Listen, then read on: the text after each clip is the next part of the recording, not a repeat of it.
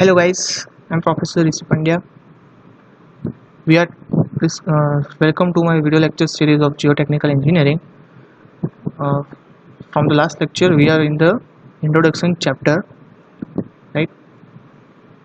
And in last lecture, we have covered introduction, some basic definition, and properties. Classification of soil based on its particle size and overview of scope. Today, we are going to discuss in brief about the scope and its limitation. Okay, so let's start with the scope. As we know from the last lecture, the area covered in the scope of geotechnical engineering are foundation design, retaining structures, underground structures, stability of slopes, pavement designs, design of earth dams, right? So first one is foundation design. So let's start in brief with foundation design.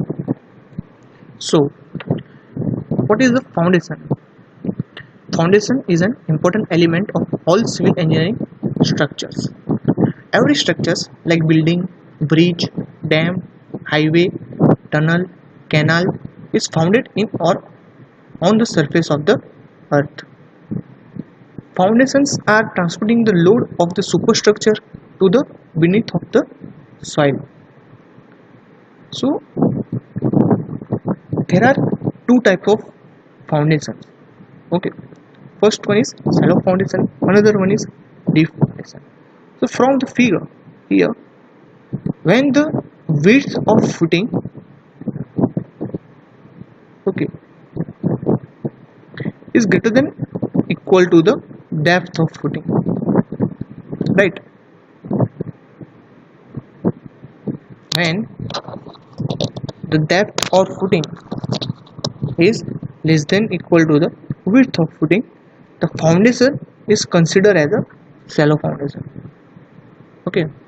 In an other case, when the depth of footing is far greater than far greater than width of footing, then it is considered as a deep foundation, right? तो सबसे पहले तो हमारे दिमाग में question उठेगा कि भाई चलो ये सब ठीक है, पर फाउंडेशन है क्या? जो नॉन सिविल सब्जेक्ट से आते हैं उनको अगर समझ रहा हूँ कि फाउंडेशन क्या है, it is nothing but the structure which is below the ground level. जो हमारी ग्राउंड सरफेस है उसके नीचे जो हम लोग कंस्ट्रक्शन का काम करते हैं वो सब फाउंडेशन के अंदर कंसिडर होता है. ठीक है. Also, the stability of various type of foundations, spread foundation, pile foundation, deep foundation, etc., are depend upon the soil strata load and the groundwater condition. Okay? मतलब क्या कि हम जो भी फाउंडेशन बना रहे हैं, ठीक है, जो भी फाउंडेशन हम यूज कर रहे हैं कंस्ट्रक्शन के लिए, वो किसके ऊपर डिपेंड करता है? तो वो डिपेंड करता है अपनी बेरिंग कैपेसिटी ऑफ सॉइल के ऊपर, सॉइल की शियर स्ट्रेंथ के ऊपर. ठीक है. अगर बेरिंग कैपेसिटी बहुत ज़्यादा काफ़ी बढ़िया है, ठीक है, तो हम उस हिसाब से उसका फाउंडेशन सिलेक्ट करेंगे. ठीक है. फुटिंग का स्पेस प्लेसमेंट करेंगे, सिलेक्ट करेंगे कि भाई सैलो फाउंडेशन करना है, डीप फाउंडेशन करना है. ठीक है. तो डिपेंड करेगा सॉइल की बेरिंग कैपेसिटी, सॉइल के प्रॉपर्टीज और सॉइल की शियर स्ट्रेंथ के ऊपर, also on the load of the super structure के ऊपर भी. ठीक है. मतलब सुपर स्ट्रक्चर कितनी मल्टी स्टोरी है, ठीक है, अंडरग्राउंड कितना फ्लोर होगा, ठीक है, वो सब के ऊपर भी डिपेंड करता है फाउंडेशन का डिजाइन. सो अब नेक्स्ट चलते हम लोग retaining structure. Clear. So what is the retaining structure? The retaining structure which retain the large mass of earth on its backfill side is consider as a retaining structure. Okay. तो वो क्या करेगा, एक मतलब soil अर्थ का बड़ा मास होगा, वो अपनी एक साइड के ऊपर रिटेन करेगा, उसको स्टोर करके रखेगा. ठीक है. इन सम केस एक साइड अर्थ होती है, दूसरी साइड वाटर बाउंड्री भी होती है. जैसे फॉर एग्जांपल अ लार्ज, आपको फिगर में दिख ही रहा होगा, a large retaining wall constructed along the Sabarmati river front at the river front of Ahmedabad. ठीक है. Which is the one of the biggest retaining wall structure of the Gujarat. Okay. Also, the theory of earth pressure given by the soil engineer is required to design such retaining structures too. Okay, for sometimes for the confinement, okay, to carry a load, to give a stable surface, we have to make retaining structure. Here from the another figure, it is a region retaining wall, which is of the Gabion retaining wall. It is nothing but a stone type of structure which is covered with the reinforcement mass. Okay. Then another scope is underground structures. So underground structures आप लोगों ने कहीं ना कहीं देखे होंगे जब आप व्हीकल लेके कहीं माउंटेन जैसे रीजन में से जा रहे हो तो अंदर एक आपने टनल देखी होगी, ठीक है, या फिर कहीं पे ट्रेन में मुसाफरी कर रहे हो तो वहाँ पे भी काफ़ी बार आप टनल वगैरह देखते हो, ठीक है। तो उसके ऊपर पूरा अर्थ मास जो भी होता है वो क्या करता है, लाई करता है पूरी टनल के ऊपर। तो ऐसे टाइम हमें जानना बहुत ज़रूरी रहता है कि जो हमारी सॉइल है, ठीक है, जो बैकफिल सॉइल है हमारी, या फिर जो ओवरबर्डन प्रेशर है सॉइल का, वो टनल के ऊपर कितना रहने वाला है, उसकी सॉइल की कैपेसिटी कितनी है, वो कितने हद तक स्टेबल रह सकती है, ठीक है, कितने फोर्स पर, उसका स्ट्रेस रिलेशनशिप क्या है। तो ये सब जानना हमारे लिए बहुत ज़रूरी रहता है जब हम लोग अंडरग्राउंड स्ट्रक्चर्स बनाते हैं, लाइक टनल हो गया, कंड्यूट हो गया, ठीक है। टनल जनरली हम लोग व्हीकल के मूवमेंट के लिए या फिर रेलवे ट्रैक्स के लिए यूज़ कर रहे हैं, जबकि कंड्यूट हम लोग जनरली मटेरियल सप्लाई के लिए कर रहे हैं, जैसे गैस पाइपलाइन, वाटर पाइपलाइन, ठीक है, इलेक्ट्रिसिटी, वो सब के लिए हम जो बनाते हैं उसको हम कंड्यूट कहते हैं। Then next, stability of slope, ठीक है। So what is stability of slope? when the soil surface of the structure is not horizontal, such as in case of highway embankment or irrigation canal component, like something structure like gradient, right, which has something slope. At that case the component of gravity tries to move the soil in downward direction, ठीक है। Gravity क्या करेगी, जो भी हमारा soil मास होगा वो क्या करेगी, डाउनवर्ड डायरेक्शन में उसको मूव करवाना स्टार्ट करेगी या ट्राई करेगी। तो उस टाइम हमें पता होना चाहिए कि जो हमारा सॉइल है उसका कोहेजन कैसा है, ठीक है, एंगल ऑफ इंटरनल फ्रिक्शन क्या है, ठीक है, उसका एंगल ऑफ रिपोज क्या है, ठीक। जो भी हमारी सॉइल है वो कोहेजन लेस मटेरियल है या फिर कोहेसिव मटेरियल है, ठीक है, वो सब चीज़ हमें पता होना चाहिए। उसके ऊपर से हम उसका जो भी ग्रेडियंट होगा वो डिसाइड करेंगे कि भाई जो स्लोप है ये उसका ग्रेडियंट ये होना चाहिए। अगर उससे ज़्यादा हुआ तो फ्यूचर में जाके कॉलेप्स होने के चांसेस ज़्यादा बढ़ जाते हैं। हम काफ़ी बार देखते हैं बहुत सारी जगह पे जहाँ पे माउंटेन हिली रीजन्स रहते हैं वहाँ पे हमने रोड बनाया होता है, वो लैंडस्लाइड हो जाती है, ठीक है। तो ऐसे केसेस में हमें जो सॉइल है उसकी प्रॉपर्टीज़ के बारे में पता होना बहुत ज़रूरी रहता है। Like also a complete knowledge of like shear strength, or related properties of soil is necessary to design the slope of embankment. Also it is called cutting or filling, right? Then next हो गया हमारा payment design. Payment मतलब क्या, payment मतलब जो हम लोग vehicle लेके रोड मूवमेंट कर रहे हैं तो जो हमारे नीचे जो सरफेस है रोड, ठीक है, एकदम स्मूथ सरफेस हमें जो प्रोवाइड किए वो हमारा पेमेंट है। उसके दो टाइप रहते हैं, एक तो फ्लेक्सिबल हो गया या फिर रिजिड हो गया। तो दोनों केस के अंदर जो भी सबग्रेड मटेरियल है, सब बेस मटेरियल है, ठीक है, वो सब पूरा का पूरा रहेगा सॉइल के बेस के ऊपर, ठीक है, क्योंकि उसके अंदर आपका मटेरियल रहेगा जैसे ग्रेवल्स हो गए, सॉइल के पार्टिकल्स हो गए, क्ले सिल्ट हो गई, ठीक है। सब ग्रेड में तो अर्थ ही है पूरी, तो उसकी सॉइल की जो स्ट्रेंथ है वो हमें पता होनी चाहिए, उसकी लोड कैरिंग कैपेसिटी कितनी है वो हमें पता होना चाहिए। उसके बेसिस पे हम लोग जो रिजिड पेमेंट होगा या फिर फ्लेक्सिबल पेमेंट होगा उसकी डिज़ाइन करेंगे। उसके बेसिस पे हम लोग जो सरफेसिंग मटेरियल है बिट्यूमिन एसफाल्ट का या फिर आरसीसी का जो भी स्ट्रक्चर है उसकी थिकनेस हम उसके ऊपर डिपेंड करती है। सॉइल की स्ट्रेंथ कितनी है, अगर कम होगी तो हमें थिकनेस ज़्यादा रखनी पड़ेगी, ठीक है। अगर थिकनेस ज़्यादा रखी तो हमें जो भी हमारा रोड है वो इकोनॉमिकल नहीं रहेगा, जब मतलब कॉस्ट बहुत ही ज़्यादा उसकी बढ़ जाएगी, right. So from the slide, pavement can either be flexible or rigid. It perform depend upon the subsoil in which is rest, जैसे मैंने आपको पहले बताया। The thickness of the payment and it's component parts depend upon certain properties of the subgrade soil, right. जो भी subgrade की soil होगी उसके ऊपर डिपेंड करेगा, क्लियर। अगर उसका प्रॉपर कॉम्पैक्शन नहीं हुआ तो जो भी उसकी सॉइल होगी वो उसमें से वॉइड रिलीज होने के चांसेस ज़्यादा रहेंगे, कंसोलिडेशन होने के चांसेस ज़्यादा रहेंगे। अगर अंदर नीचे सॉइल ही सेटल हो गए तो ऊपर का कोई भी मटेरियल होगा, फ्लेक्सिबल पेमेंट, रिजिड पेमेंट, वो फेल हो जाएगा, clear. Also, the soil properties such as shear strength and stability is very much helpful in the constructing of pavement or on poor soils by stabilizing dam। मतलब कि काफ़ी case में ऐसा भी होता है, हमने रोड डिज़ाइन किया है, ठीक है, अब हमें काफ़ी जगह पे ऐसा होगा कि जहाँ पे सॉइल होगी वो पुअर मिलेगी, ठीक है, जिसकी स्ट्रेंथ पुअर होगी, सेटलमेंट ज़्यादा होगा। तो ऐसे केस में हम क्या करते हैं, उसको स्टेबिलाइज करते हैं, सीमेंट स्टेबिलाइज करते हैं, केमिकल स्टेबिलाइज करते हैं, या फिर अदर सॉइल मटेरियल जिसकी स्ट्रेंथ ज़्यादा है वो ऐड करते हैं, ठीक है। उसके बाद हम लोग वहाँ पे पेमेंट की डिज़ाइन अप्लाई करते हैं, clear. Another one is design of earth dam, clear. Earth dam आप लोगों को पता होगा कि पहले के टाइम में अर्थ डैम काफ़ी यूज होते रहते हैं।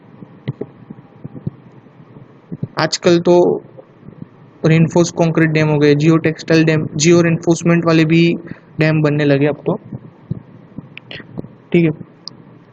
फिर भी काफ़ी जगह पे जहाँ पे स्टोरेज हाइट कम हो, ठीक है, कैचमेंट एरिया छोटा हो, ऐसे केस में हम लोग आज भी अर्थन डैम्स बनाते हैं, ठीक है। तो क्या करना है उसके अंदर, तो construction of an earth dam require very through knowledge of full of the soil mechanics, ठीक है।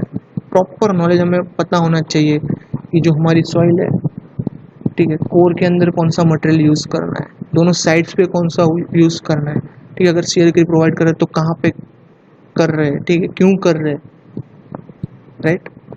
हमें जो अपस्ट्रीम साइड का वाटर है उसको डाउनस्ट्रीम साइड में कितना रखना है, ठीक है।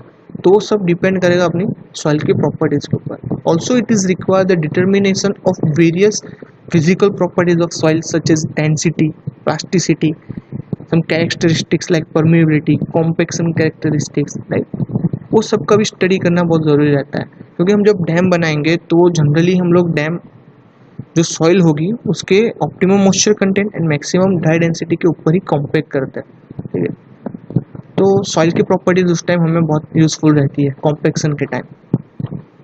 Also, the suitable soil survey of nearby area is also necessary to since huge soil mass is involved in the construction, ठीक। जो आजू बाजू की जो भी अर्थ है उसका भी हमें स्टडी करना पड़ेगा जब हम लोग यहाँ पे अर्थ डैम बना रहे हैं, क्योंकि अर्थ डैम जो भी होगा वो उसका स्ट्रक्चर बहुत बड़ा होगा, ठीक है। ऊपर से पानी स्टोर हो रहा है, मतलब अगर वो फेल होगा तो फ्लड के चांसेस रहेंगे, ठीक है। काफ़ी जगह पे ऐसे लोग रहते होंगे जहाँ पे खेती कर रहे होंगे या फिर कुछ लोग रहते होंगे, और ऐसे केस में अगर अर्थ डैम जो फेल हो गया तो जितना भी पानी है लाखों लीटर का वो सब फ्लडेड हो जाएगा। अपनी जो भी अर्थ है फ्लड थ्रू सबके लाइफ रिस्क में आ सकते हैं, ठीक है, किसी की रोजी रिस्क में आ सकती है। तो उस टाइम हमें इसका जो सॉइल का नॉलेज है वो होना बहुत ही अनिवार्य रहता है, because storage huge volume of water and its failure में cause widespread disaster, ठीक है। तो ऐसे केस में हमें ज़्यादा केयर करनी पड़ेगी। जनरली जो भी हमारा अर्थ डैम होता है उसके कोर में हम इम्परवियस मटेरियल यूज़ करते हैं, ठीक है, और जो साइड्स होती है वहाँ पे परवियस मटेरियल यूज़ करते हैं। उसका रीज़न क्या है, जो अपस्ट्रीम साइड का वाटर है हमें डाउनस्ट्रीम साइड उस पर स्टोर करके रखना है, डाउनस्ट्रीम साइड जो वाटर है वो पूरा चला ना जाए या फिर हमारा डैम फेल ना हो जाए। उसके लिए हम क्या करते हैं, बीच में जो कोर होता है उसके अंदर इम्परवियस मटेरियल रखते हैं। इम्परवियस मतलब जो पानी को अपने थ्रू पास ना होने दे, यार होने देगा बट बहुत कम मात्रा में, नेग्लिजिबल अमाउंट, ठीक है। तो उसके लिए हम इम्परवियस मटेरियल जैसे कि क्ले ब्लैंकेट हो गए, ब्लैक कॉटन सॉइल हो गए, बेंटोनाइट सॉइल हो गई, वो सब क्या होती है, इम्परवियस मटेरियल होता है, तो हम उसका कंस्ट्रक्शन करते हैं, क्लियर। और डाउनस्ट्रीम साइड हम लोग थोड़ी हैवी सॉइल रखते हैं, तो वो क्या होगी, वाटर के साइज फ्लश आउट ना हो जाए, वो अपनी जगह पे रेस्ट रह सके, इसके लिए। तो ये सब थे उसके स्कोप, ठीक है, एरिया ऑफ स्कोप कि कहाँ कहाँ पे हमें जियो टेक्निकल इंजीनियरिंग की ज़रूरत पड़ने वाली है, और भी काफ़ी है, ठीक है, और भी आप ज़्यादा डिटेल में सर्च कर सकते हो। ठीक है, ये थे बेसिक्स। ओके, ठीक है, ये सबको हमें पता होना ज़रूरी है कि ये जगह पे सॉइल की इतनी इम्पोर्टेंस रहेगी।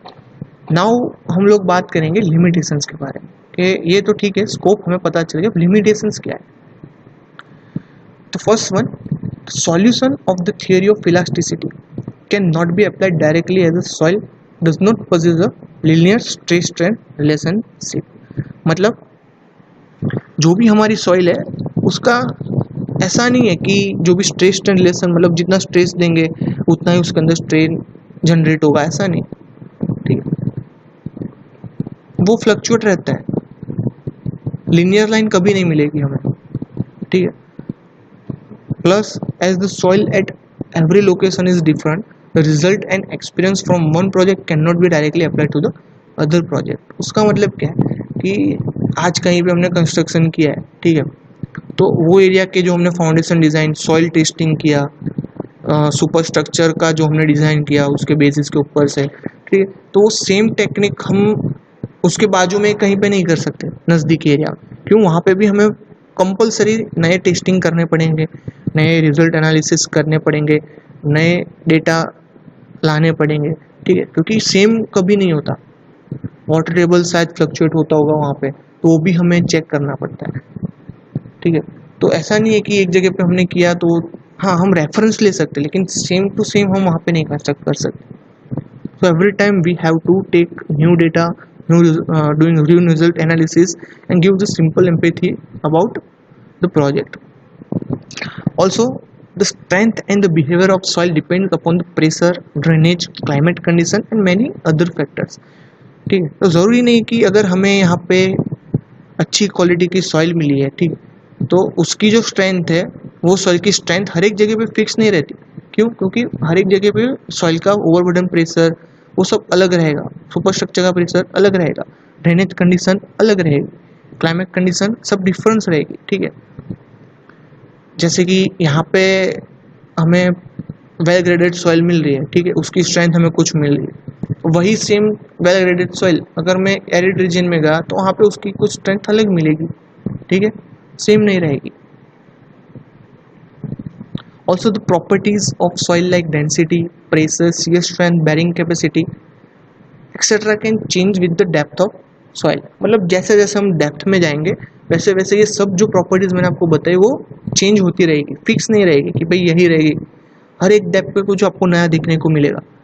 ठीक है, also the soil is a 3-phase system consist of solid, water and air. 3-phase system के बारे में हम लोग आगे भी चैप्टर जो आएंगे नए उसके अंदर पढ़ेंगे डीपली। ठीक है, जिसके अंदर सॉलिड्स मतलब जो सॉइल पार्टिकल्स रहेंगे, वाटर मतलब जो मॉइस्चर कंटेंट रहेगा, एंड एयर ऑब्वियसली जो वॉइड्स होंगे वहाँ पे एयर या फिर वाटर रहेंगे ही। ठीक, the behaviour of soil depends upon the relative proportion of 3 phase. ठीक है, हर एक का जो भी प्रोपोर्शन रहेगा, मतलब वॉइड रेशियो हो गया, ठीक है, पोरोसिटी हो गई, उसका मॉइस्चर कंटेंट हो गया, स्ट्रेंथ हो गई, हर एक चीज़ के ऊपर क्या रहता है, इक्वल प्रोपोर्शन जो होगा 3 फेज का उसके ऊपर डिपेंड करेगा ये सब चीज़, strength, bearing capacity, permeability, compaction, consolidation, moisture content, ये सब चीज़ 3 फेज के ऊपर डिपेंड करेगा। Also, the soil are very sensitive to disturbance. Thus, the result of test conducted on the soil sample should be interpreted carefully। मतलब काफ़ी बार हमें ऐसा होता है कि हम फील्ड के ऊपर जाते हैं, ठीक है, तो हमें सैंपल कलेक्ट करने में गलती हो जाती है।